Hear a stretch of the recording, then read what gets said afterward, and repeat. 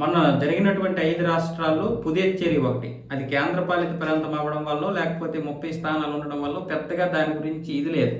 అయితే 30 స్థానాలు ఉన్నటువంటి పుదుచ్చేరిలో 18 స్థానాలు బీజేపీ, ఎన్ఆర్ కాంగ్రెస్ కూటమిగా పోటీ చేసి ఎన్డీఏలో భాగంగా ప్రభుత్వాన్ని ఏర్పాటు చేయబోతున్నాయి. మళ్ళీ రంగస్వామి ముఖ్యమంత్రిగా 13వ తారీఖునైతే ప్రమాణ స్వీకారానికి ఏర్పాట్లు జరుగుతున్నాయి. దీనికి సంబంధించి లెఫ్టినెంట్ గవర్నర్లకి లేఖ కూడా ఇవ్వడం జరిగింది. ఆ 18 మందికి సంబంధించి బీజేపీ కూడా ఇక్కడ కీలకంగా మారబోతుంది. స్పీకర్ పదవితో పాటు 2 మంత్రి పదవులు అయితే బీజేపీకి ఇవ్వబోతున్నారు. సేమ్ ఇంతకుముందు ఎలాగైతే ఇస్తారో అలాగే ఇప్పుడు కూడా ఇస్తున్నారు. వాస్తవంగా 8 కేంద్రపాలిత ప్రాంతాల్లో పుదుచ్చేరి ఒకటి. కానీ అన్ని కేంద్రపాలిత ప్రాంతాల్లో ఇదే చిన్నది.